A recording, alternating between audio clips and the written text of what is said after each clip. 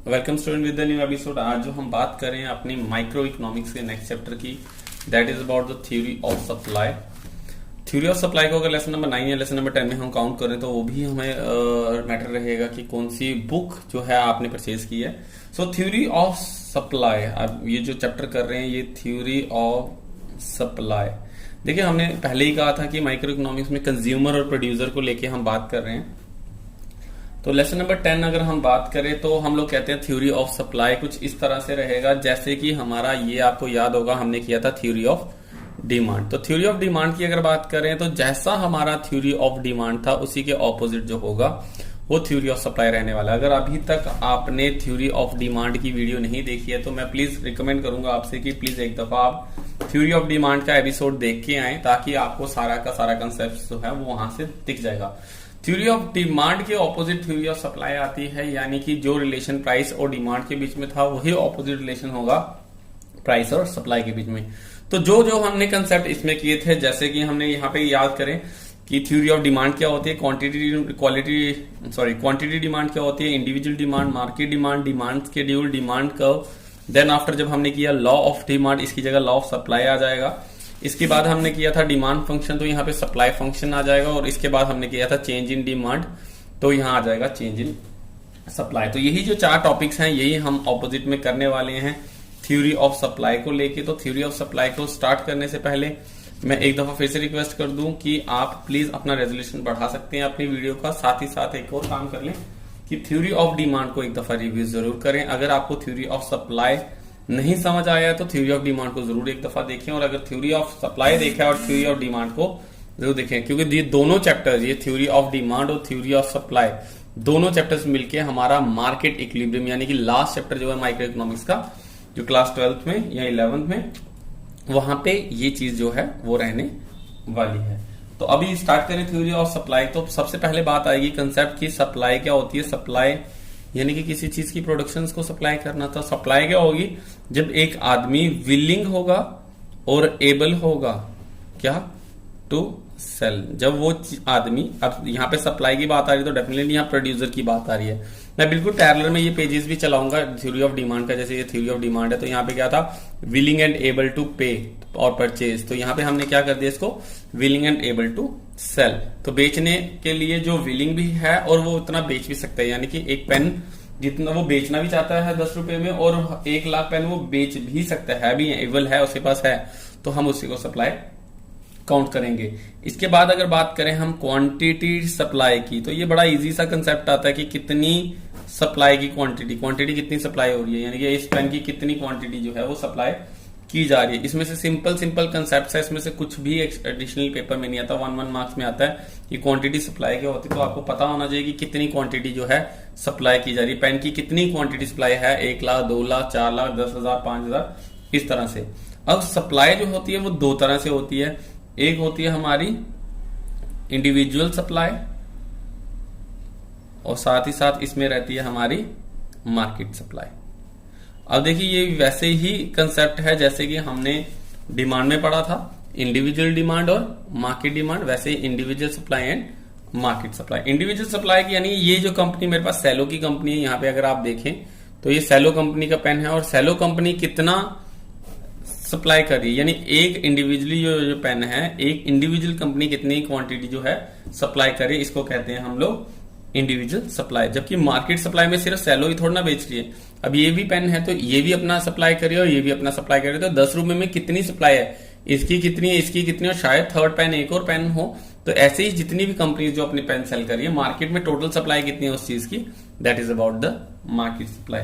अब बात करेंगे हम अगला next topic, that is about the supply schedule. और सप्लाई स्केड्यूल वैसे ही है जैसे हमने कहा था डिमांड स्केड्यूल क्या होता है। डिमांड स्केड्यूल का मतलब होता है डिमांड टेबल। तो टेबल एक ऐसा टेबल हमने ये बनाया था, अगर आपने प्लीज वीडियो जरूर देख लें, अगर आपने वीडियो नहीं देखी तो समझ नहीं आएगा। तो अगर हम बात करें डिमांड स्केड्यूल की, तो हमने कहा था वो एक टेबल होता है, और इसमें भी 1-2 तरह से होता है, इंडिविजुअल डिमांड, मार्केट डिमांड। ऐसे ही सप्लाई स्केड्यूल भी क्या होगा, सप्लाई टेबल एक ऐसा टेबल जो शो करता है प्राइस और सप्लाई के बीच में, क्योंकि अलग अलग प्राइस से अलग अलग सप्लाई रेशियोज रहेगी। तो नॉर्मली अगर बात करें यहां पे आएगा एक आएगा हमारा इंडिविजुअल स्केड्यूल, और दूसरा आएगा हमारा मार्केट स्केड्यूल। तो इंडिविजुअल स्केड्यूल क्या है कि हर एक फर्म अपने रेट पे अपना प्राइस जो होगा वो चार्ज करेगी। एग्जाम्पल के तौर पे अगर बात करें, यहाँ पे हम ले रहे हैं प्राइस, तो 10 रुपए में ये कितने पेन बिकेंगे? कंपनी ए लेटेड भी हम सेलो रख लेते हैं। कंपनी ए इंडिविजुअल कंपनी है, वो 10 रुपए में 5 पेन सेल करना चाहती है और 20 रुपए में 10 पेन सेल करना चाहती है, क्योंकि रेट बढ़ने पर ऑब्वियसली वो चाहेगा ज्यादा पेन बिके, ज्यादा रेट पे महंगा हो गया मेरा पेन तो मैं ज्यादा बेचूं ताकि उसको ज्यादा प्रॉफिट देखने को मिले। जबकि कंपनी बी यानी ये वाली कंपनी कितना बेचना है? ये 10 रुपए में 6 पेन और इसमें टोटल 12। तो ए कंपनी इंडिविजुअल है, बी कंपनी इंडिविजुअल है, दोनों के डिसीजन अपने अपने की कितने रेट पे वो कितनी की सप्लाई कर सकती है। तो नॉर्मली एक प्रोड्यूसर है, अगर आप और आपसे कोई कहता है कि मुझे ये प्रोडक्ट चाहिए, तो डेफिनेटली आपका यही क्वेश्चन रहेगा कि आप कितना रेट देंगे, हम इतनी सप्लाई आपको प्रोवाइड करवाएंगे। जबकि मार्केट की बात करें तो मार्केट स्केड्यूल में क्या होता है, यहाँ पे ए प्लस बी यानी दोनों की टोटल सप्लाई को देख के देखा जाता है कि मार्केट में टोटल सेल कितने हैं। तो 10 रुपए में कितने पेन आ रहे हैं मार्केट में? 11, ओके, और 20 रुपीज में कितने आ रहे हैं? इट्स 22। तो दोनों को मिला के, ए और बी की दोनों को मिला के क्या बन जाता है हमारा मार्केट स्केड्यूल। इसके बाद आती है हमारी बात सप्लाई कर्व। अब सप्लाई कर्व की अगर बात करें तो सप्लाई कर्व मैं बता चुका हूं ग्राफिकल प्रेजेंटेशन होती है। तो ग्राफिकल प्रेजेंटेशंस की बात करें तो हमारा इंडिविजुअल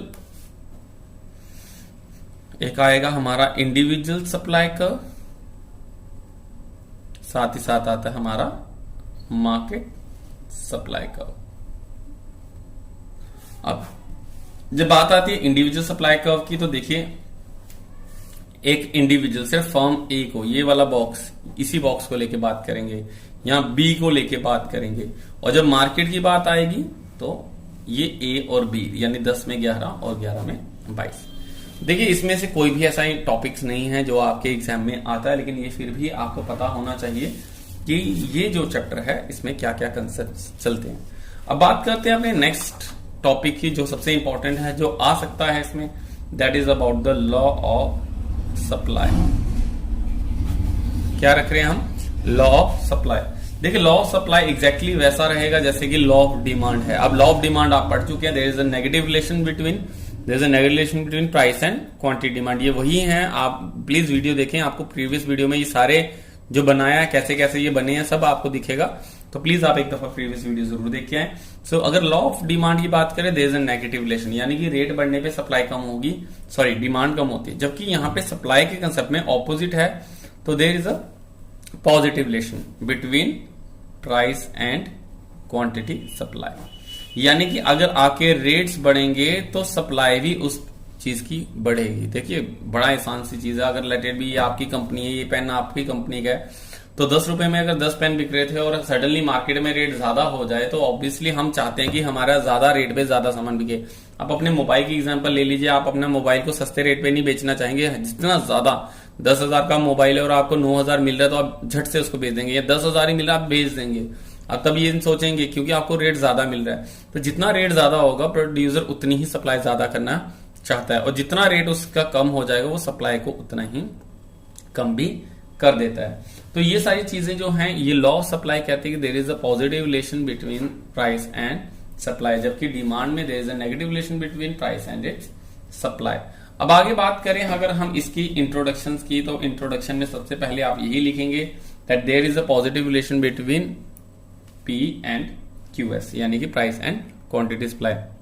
अगर बात करें इसके अजम्पशंस की, अब बात आती है इसकी अजम्पशंस की, तो एस ऑफ एक्स, सप्लाई में क्या क्या चीजें कांस्टेंट रहती है। अगर सप्लाई की बात करें तो हम कहते हैं इसमें जो रहेगी हमारी, that is about the technology, price of related good, future expectations, business expectations, then after technology, then after number of firms, then after entrepreneurs. तो बहुत सारी चीजें ऐसी रहती हैं जिसपे हम लोग क्या कहते हैं कि ये सारी चीजें कांस्टेंट रहेंगी। अब ये सारी चीजें क्या कांस्टेंट है, जैसे कि हमने यहाँ पे किया था demand supply law of demand में, तो हमने ये सारी चीजें कांस्टेंट रखी थी, ये सारी चीजें कांस्टेंट थी। ये सारी चीजें क्या थी तो मैं आपको बताऊं, ये डिमांड फंक्शन में हमने 1 बाय 1 आपको एक्सप्लेन किया। सो डोंट वरी, ये जो एजम्पशंस हैं ये सारी कांस्टेंट क्या है, इसको हम 1 बाय 1 आपको एक्सप्लेन करेंगे। अब इसके बाद हम बात करेंगे इसके टेबल की। तो टेबल में अगर बात करें तो हम कहते हैं सर टेबल में क्या आएगा,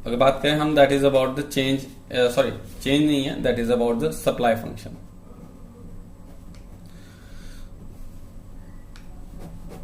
अब सप्लाई फंक्शन की अगर हम बात करें, जस्ट अ सेकेंड, सॉरी। सो अगर आप सप्लाई फंक्शन की अगर हम बात करें तो सप्लाई फंक्शंस काफी इजी है। जो चीजें हमने अजम्पशंस में रखी थी, जो भी चीजें हमने अजम्पशन में फिक्स रखी थी, उन्हीं चीजों के बारे में हम यहां वन बाय वन पढ़ेंगे। सबसे पहले अगर हम बात करें इसमें, तो हम कहते हैं S of X is the function of X. सबसे पहले इसका price, then after T for technology, then after input price, that is called IP, then after tax, then after price of related good, after that इतने ही है। इसमें और भी डाल सकते हैं हम लोग, that is about the business expectation, then after number of firm, then after हम लोग डाल सकते हैं business expectations, future price. Okay, तो बहुत सारी चीजें ऐसे डल सकती हैं इसमें, जहां पे हम लोग क्या कर सकते हैं, इन चीजों को लेके हम मेंशंस कर सकते हैं कि कैसा रहने वाला है। आपकी चॉइस है, आप कुछ भी डाल लें, सो मैटर करेगा कि क्या क्या है, हम उसी पे बात करें। सबसे पहले बात करते हैं supply of X is the function of P x. P x मतलब प्राइस ऑफ एक्स, यानी अपना खुद का प्राइस। यहां पे स्टार्ट करें, सबसे पहले वन बाय वन पॉइंट को एक्सप्लेन करेंगे। सबसे पहले मैटर करता है कि सर प्राइस खुद का कैसा है। तो हमने पढ़ा कि अगर प्राइस बढ़ेगा तो सप्लाई भी बढ़ेगी, और प्राइस कम होगा तो सप्लाई कम होगी। देखो, सप्लाई फंक्शंस की अगर बात करें, डिमांड फंक्शन की तरह ही है। डिमांड फंक्शन और सप्लाई फंक्शन में फर्क इतना आता है कि जो हमारी, ये देखिए, जितनी भी हमारी चीजें हैं, कौन सी ऐसी चीजें हैं जो इम्पैक्ट करती है हमारी डिमांड को, वैसे हम कह रहे हैं कौन सी ऐसी चीजें हैं जो इम्पैक्ट करेगी सप्लाई को। सप्लाई बढ़ेगी या कम होगी, किस पे डिपेंड करेगा? सबसे पहले डिपेंड करेगा प्राइस पे, कि उस चीज का प्राइस बढ़ेगा या कम होगा। अब प्राइस बढ़ेगा या कम होगा, सबसे पहले वो चीज मैटर करेगी। तो सबसे पहले आती है प्राइस ऑफ एक्स। देखिए, अगर प्राइस बढ़ेगा तो सप्लाई भी बढ़ती है, और प्राइस कम होने से सप्लाई कम होगी। अगर दूसरी चीज की बात करें हम इसमें, तो that is about the T. T means technology. Technology T consider करेगा। अगर टी ज्यादा होगा, यानी टेक्नोलॉजी अगर ज्यादा होगी, अगर टेक्नोलॉजी ज्यादा होगी तो नेचुरली क्या होगा, जितनी ज्यादा टेक्नोलॉजी इंप्रूव करेगी उतनी ही ज्यादा उस चीज की सप्लाई बढ़ेगी। जितनी टेक्नोलॉजी कम हो जाएगी उतनी ही उस चीज की सप्लाई भी कम होने के चांसेस हो जाएंगे। थर्ड अगर बात करें, that is about the cost of input, यानी कि रॉ मटेरियल की कॉस्ट, आईपी कह रहे हैं इसको।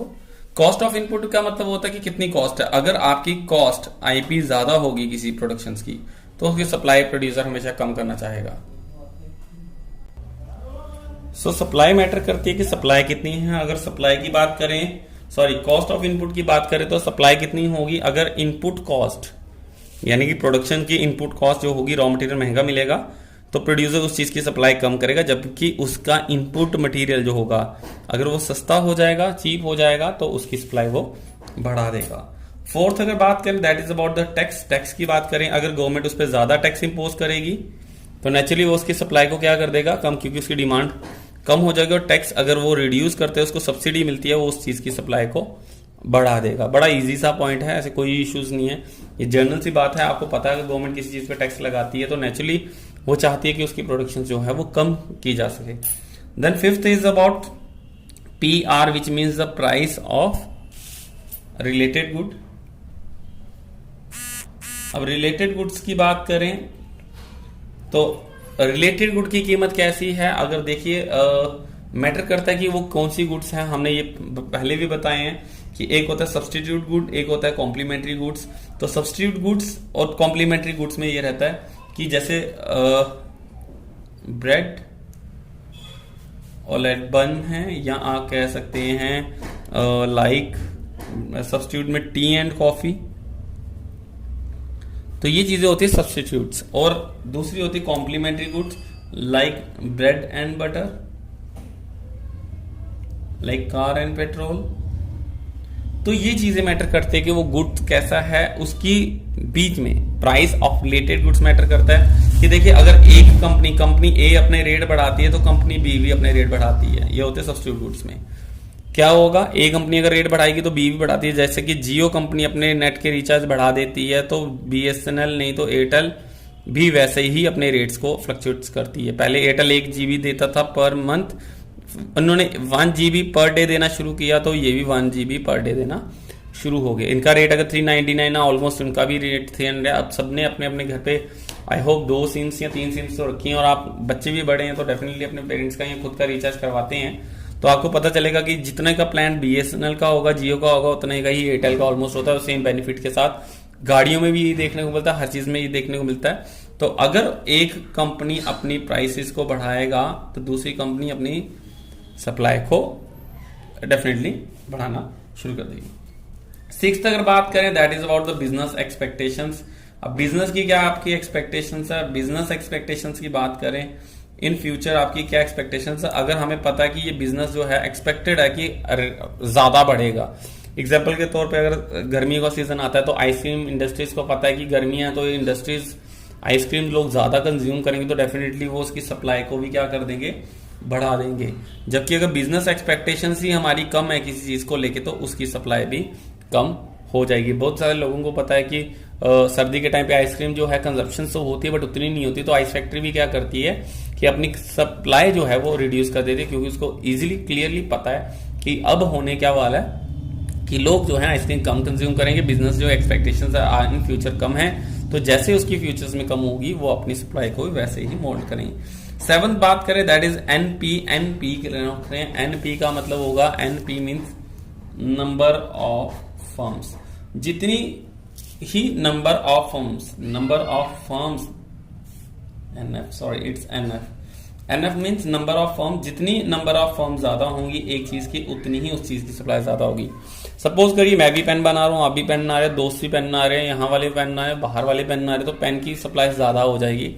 जबकि एक चीज के लिए नंबर ऑफ फर्म्स कम हो जाएंगी तो ऑटोमेटिकली उसकी सप्लाई भी क्या हो जाएगी, रिड्यूस हो जाएगी। तो इसमें भी कहने की बात नहीं है, सप्लाई बढ़ेगी कम होगी मैटर करेगा, नंबर ऑफ फर्म्स कितने हैं। तो ये सारे जो पॉइंट्स हैं हमें इंडिकेट करते हैं कि सर हमारे इन फ्यूचर्स जो हैं, हमारे फ्यूचर्स में जो हैं वो किस तरह से ये चीज रहेगी। आप इसके साथ ट्रांसपोर्ट भी लगा सकते हैं, ट्रांसपोर्ट फैसिलिटीज। अगर ट्रांसपोर्ट फैसिलिटीज अच्छी रहेगी, ट्रांसपोर्ट फैसिलिटीज ज्यादा होगी तो उसकी सप्लाई भी ऑटोमेटिकली मार्केट में ज्यादा होगी। और ट्रांसपोर्ट फैसिलिटी ही नहीं होगी तो उसकी सप्लाई भी ऑटोमेटिकली कम होगी। अब अंटार्कटिका की बर्फ आपने कभी देखी है कि मार्केट में बिकती है? बिल्कुल नहीं। अगर ट्रांसपोर्टेशन अच्छी हो जाएगी या कहीं पे ट्रांसपोर्टेशन ही नहीं है तो वहां से हमारे प्रोडक्ट मिलेगा ही नहीं। तो ट्रांसपोर्टेशन भी बहुत ज्यादा रोल प्ले करता है। So these are the 8 points जो कि हमारे काम करेंगे सप्लाई फंक्शंस में। तो आप इनके थ्रू ये चीज समझ सकते हैं कि किस तरह से जो है हमारी सप्लाई फंक्शंस या सप्लाई डिटरमाइन की जाएगी, यानी सप्लाई बढ़ेगी या कम होगी। 1 by 1 पॉइंट को इजीली एक्सप्लेन करें। जब डाउट क्लास होगी तो आप प्लीज उसको पूछ सकते हैं। सो अब बात करेंगे अपने नेक्स्ट टॉपिक की, that is about the change in supply. देखिए अब चेंज इन सप्लाई की अगर बात करें तो चेंज किस तरह से होगी? चेंज 2 तरह से होती है। जैसे कि हमने अपने प्रीवियस चैप्टर्स में भी पढ़ा है, हमने डिमांड में that is about change in demand 2 तरह की होगी, movement and shifting, extension, contraction, increase decrease. Same चीज हमारी यहाँ सप्लाई में भी रहने वाली है। हम लोग कहेंगे कि सर चेंज जो होगी वो 2 तरह से होती है। एक होगी हमारी movement and the second one is shifting. अब मूवमेंट क्या होती है? अलोंग द सेम कर्व, एक जगह से दूसरी जगह पे मूव करना, यहाँ पे एक ही कर्व पे दूसरी जगह पे मूव करना। शिफ्टिंग का मतलब पूरी की पूरी ही लाइन चेंज हो जाना। सो नॉर्मली मूवमेंट की अगर बात करें, मूवमेंट जो होती है वो 2 तरह की होती है। अगर बात करें हम इसमें तो एक होगी हमारी extension and the second one is contraction. मैं सब बच्चों को एक ही रिपील करूंगा, प्लीज अपने जो डिमांड चैप्टर है उसको एक दफा रीड आउट कर लें, आपको इतना टाइम नहीं लगेगा। तो आप ये पढ़ लें या वो पढ़ लें, दोनों में से दोनों की सिचुएशन दोनों में सेम है। मैं पैरेलली कंपैरिजन के साथ चल रहा हूँ। बिल्कुल आप यहाँ पे भी यही देखेंगे और वहां पे भी वही देखेंगे, कोई भी डिफरेंस यहाँ पे नहीं है। हल्का सा जो डायग्राम्स में चेंजेस है, इसकी कर्व नीचे उनकी कर्व ऊपर होंगी, वही चेंजेस देखने को मिलेगा। वैसे ही शिफ्टिंग में हम दो बात कर रहे हैं, that is about increase and decrease. Okay, so ये है हमारी चार चीजें। अब बात करेंगे मूवमेंट को लेके। तो मूवमेंट कब होती है, हम कहते हैं जब हमारे ये फैक्टर्स थे, ये जो सारे हमने फैक्टर्स पढ़े हैं, इसको अगर निकाल दे, that is the transport facilities. तो अगर हम इनकी बात करें, ये सारे जो हैं जब चेंज होते हैं तो इन्हीं की वजह से हमारी मूवमेंट और शिफ्टिंग होती है। जब सिर्फ और सिर्फ प्राइस ऑफ एक्सचेंज होगा तो क्या रहेगा हमारी मूवमेंट। अगर इनमें से बाकी कोई भी चीज चेंज होगी तो होगी हमारी shifting. So let me start. सबसे पहले हम बात करते हैं मूवमेंट की। तो just because of price of x होगा, तो मैं एक बड़ी सी कर्व डायग्राम बना दूं यहाँ पे सबसे पहले। तो हम कहते हैं सपोज करो प्राइस अगर 10 था तो सप्लाई भी 10 की थी, this is a point A, और प्राइस के बढ़ने पे ऑटोमेटिक लॉ कहता है कि सप्लाई भी बढ़ती है, तो यहाँ आएगा पॉइंट बी, 20 पे 20। और दोनों लाइंस को अगर ड्रॉ करूंगा तो यहां से ये चलेगी curve, this is called supply curve. तो नॉर्मली ये चीज इंडिकेट क्या करती है कि यहाँ पे हम फ्रॉम पॉइंट ए टू कहां जा रहे हैं, बी पे।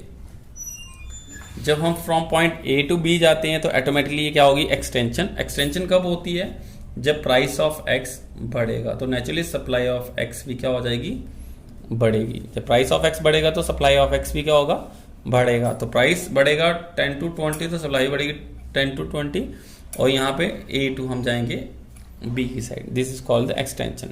जबकि कॉन्ट्रैक्शंस का मतलब होता है कम होना सप्लाई का। जब प्राइस कम होगा तो नेचुरल लॉ कहता है सप्लाई भी कम हो जाएगी। अगर ये ऑपोजिट कर दे, 20 से अगर 10 पे आती है, सॉरी 20 से अगर 10 पे प्राइस आएगा तो 20 से 10 पे हमारी क्वांटिटी भी आ जाएगी, तो जिसकी वजह से हम पॉइंट बी से कहाँ आ जाएंगे, पॉइंट ए की तरफ। Is it clear? तो ये इंडिकेट्स करता है that is about the contractions. तो ये क्या होगी हमारी कॉन्ट्रैक्शंस। तो ये होता है यहाँ पे, ये होगी अपवर्ड। प्लीज इन डायग्राम्स को अच्छे से पढ़ लें, ये डायग्राम्स आपको 12th चैप्टर में जरूर आएंगी।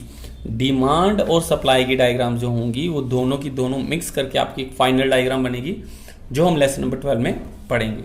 अब इंक्रीज और डिक्रीज की अगर बात करें तो इसमें बड़ी, पहला अगर बात करें हम इंक्रीज का, तो नेचुरली जब भी सप्लाई इंक्रीज होगी apart from its price, price नहीं चेंज होगा, बाकी अगर कोई भी चीज चेंज होती है, टेक्नोलॉजी बढ़ती है, इनपुट कॉस्ट रिड्यूस होती है, टैक्स रिड्यूस होता है, price of related good reduce होता है, बिजनेस एक्सपेक्टेशन बढ़ जाती है, फर्म्स बढ़ जाती हैं, या ट्रांसपोर्ट फैसिलिटीज बढ़ जाती हैं, तो इनके बढ़ने या कम होने से अगर सप्लाई इंक्रीज हो रही है तो हमारी डायग्राम कुछ इस तरह से रहेगी। Let this one is supply curve S S. Okay, अगर सपोज करो प्राइस 10 था तो सप्लाई इतने की थी, when the P equals to 10, तो हमारी सप्लाई कितने की थी, 10 की थी, ये है 10। Okay, but due to any reason, let it be in transport facilities बढ़ जाती है तो नेचुरल सप्लाई बढ़ेगी। अगर हमारा बिजनेस एक्सपेक्टेशन बढ़ता है सप्लाई बढ़, नंबर ऑफ फर्म बढ़ती है तो सप्लाई बढ़ेगी। अगर कॉस्ट रिड्यूस हो जाती है तो सप्लाई बढ़ेगी। अगर टेक्नोलॉजी इंप्रूव होती है तो क्या होगा, सप्लाई बढ़ेगी। बट उसकी वजह से प्राइस चेंज नहीं होता, तो हम प्राइस को वहीं रखेंगे। तो सप्लाई कर्व जो होगी वो शिफ्ट करेगी टुवर्ड्स राइट या downwards, S1 with the same price. अब हो क्या रहा है, टेक्नोलॉजी के बढ़ने से रेट तो बिल्कुल नहीं बढ़ा, प्राइस 10 का 10 ही रहा, जबकि सप्लाई कितनी होगी 10 से 20। तो ये क्या कहलाएगी, this is called the increase in supply curve, this is called the increase in supply curve. तो इस तरह से हमारी जो होगी वो क्या हो जाएगी, शिफ्ट हो जाएगी टुवर्ड्स राइट। तो ये कहती है इंक्रीज इन सप्लाई का। और क्यों हो रही है, जितने भी फैक्टर्स थे, अदर फैक्टर्स, उनके चेंज होने की वजह से। जबकि डिक्रीज में ऑपोजिट रहेगा, डिक्रीज में भी यही चीज होती है। अगर कोई भी चीजें हमारी कम हो जाती हैं, मान के चलें 10 प्राइस था तो 10 की ही सप्लाई थी, तो ड्यू टू टैक्स बढ़ गया, नंबर ऑफ फर्म्स कम हो गई, बिजनेस एक्सपेक्टेशंस कम हो गई, हमारी कॉस्ट बढ़ गई इनपुट्स की, तो एस जो कर्व थी वो लेफ्ट वर्ड शिफ्ट कर जाएगी। और लेफ्ट वर्ड शिफ्ट करने से अब होगा क्या, ये 10 था अगर तो ये 5 पे आ जाएगी, तो ये सप्लाई क्या हुई, रिड्यूस होगी, तो ये हो जाएगी S1। Is that clear? तो इस तरह से ये होगी हमारी सप्लाई का। आप बुक देखें तो बुक में आपको ये सारी की सारी चीजें दिख जाएंगी, इसमें कोई भी टेंशन लेने वाली बात नहीं है। सो आई होप आपको ये चेंज जो है वो दिखेगी। Extension, contraction, increase and decrease. तो यही जो कर्व आप इधर और इधर करेंगे, यही आपकी जो है 12 चैप्टर में आपको काम देने वाली है। सो आई होप ये चैप्टर में आपको कोई डाउट्स नहीं होगा। जो हमने इसमें पढ़ा है, इसमें हम लोग क्या कर रहे हैं, सप्लाई चैप्टर्स में जो हम बात करें अगर अपने चैप्टर्स की, तो हम इसमें जनरली अपने सप्लाई की बात कर रहे हैं। हमने सप्लाई पढ़ा कि सप्लाई क्या होगी, सप्लाई फंक्शंस क्या होगा, सप्लाई फंक्शंस के साथ साथ हमने लॉ ऑफ सप्लाई के साथ साथ हमने इसमें पढ़ा हमने सप्लाई फंक्शंस। तो ये सारी चीज़ें जैसी हमारी डिमांड में थी वैसी ही हमारी सब चीज़ों में रहेगी। बस चेंज क्या आएगा, that there is a positive relation between इसमें price and supply. So I hope guys आपको ये चैप्टर समझ आया होगा। इसके प्राइस इलास्टिसिटी ऑफ सप्लाई जो है हम उसको स्किप कर रहे हैं, वो अभी आपके सिलेबस में नहीं है। So don't worry. तो हम अपने जो है इसी पैटर्न के साथ आज अपना ये चैप्टर ख़त्म कर रहे हैं। सो आई होप आप ये सारा समझ आया होगा। नेक्स्ट चैप्टर में हम बात करेंगे फॉर्म्स ऑफ मार्केट की। तो प्लीज़ आपको इसको एक दफ़ा समझ लें, लॉ ऑफ डिमांड को पढ़ लें, लॉ ऑफ सप्लाई को पढ़ लें। ये दोनों चैप्टर बहुत ज़्यादा इंपॉर्टेंट है, क्योंकि जब हमारा लास्ट चैप्टर यानी मार्केट इक्विलिब्रियम की बात आएगी तो उसमें सारी चीज़ें हम बात करेंगे, ये जो हमारे चेंज इन डिमांड और चेंज इन सप्लाई को लेके। सो आई होप आपको ये चैप्टर समझ आया होगा, इसमें कोई परेशानी नहीं होगी। और इन फ्यूचर अगर आपको कहीं और दिक्कत आती है, प्लीज़ कमेंट बॉक्स में अपना जो है क्वेश्चन ज़रूर डालें, ताकि हम आपके क्वेश्चन को सॉर्ट आउट कर पाएँ। Thank you so much guys for being with us. Stay tuned, stay safe. Bye bye.